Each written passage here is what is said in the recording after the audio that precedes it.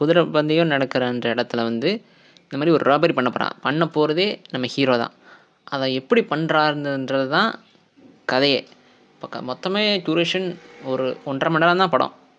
ரொம்ப black and white படம். எனக்கே கொஞ்சம் இதாக தான் இருந்தது பார்க்குறதுக்கு. ஏன்னா அந்த அப்போ உள்ள இது வந்து டைலாக்ஸ் வந்து எப்படி இருந்ததுன்னா ரொம்ப ஃபாஸ்ட்டாக பேசுவாங்க. இப்போ கொஞ்சம் பரவாயில்ல, சப்டைட்டில் போட்டுக்கிறோம். அப்போ வந்து டக்குன்னு பேசுகிறாங்களா, எனக்கு கொஞ்சம் ரிப்பீட்டடாக பாஸ் பண்ணி பார்க்க வச்சுது. அதாவது ஸ்டோரி எப்படி இருக்குன்னா, கதையை சொல்கிற விதம் வந்து நான் லீனியராக போகும், ஸ்ட்ரக்சரில் இருக்கும். எப்படின்னா ஒரு விஷயம் நடக்கும், இந்த விஷயம் நடந்துக்கிட்டு இருக்கும்போது இன்னொரு பேர்வலாக வேறு ஏதோ காட்டுவாங்க, இங்கே இதுக்கு இந்த கேரக்டர் பேசிக்கிட்டு இருக்காங்க கூடன்ற மாதிரி இருக்கும். அப்படி தான் கதை போகும்.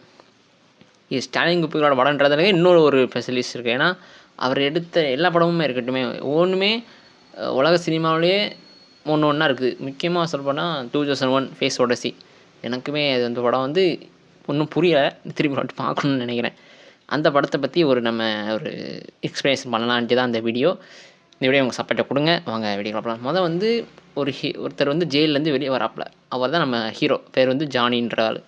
வந்ததுக்கப்புறம் இங்கே ஒரு ஹார்ஸ் ரேஸ் மாதிரி ஒன்று நடக்கும். அதுக்கு வந்து பந்தயம் கட்டுவாங்க. அதெல்லாம் காசு வந்து அதிகமாக ரிச்சாக இருக்கவங்களாம் வந்து கட்டிவாங்க.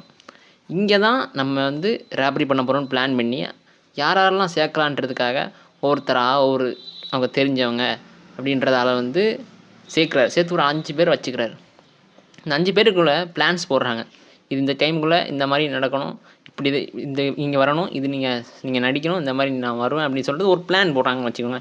இந்த பிளானை எக்ஸிக்யூட் பண்ணதுக்கு என்ன நடக்குன்னா, எனக்கு இது வரைக்கும் படம் ஆரம்பித்து 20 நிமிட்ஸ் கதை புரியலை. 20 நிமிட்ஸ் அப்புறம் தான் அந்த என்ன சொல்ல வராங்கன்றதே எனக்கு புரிஞ்சுது. எப்படின்னா அதுக்கப்புறம் தான் கதையே மூவ் ஆகுது.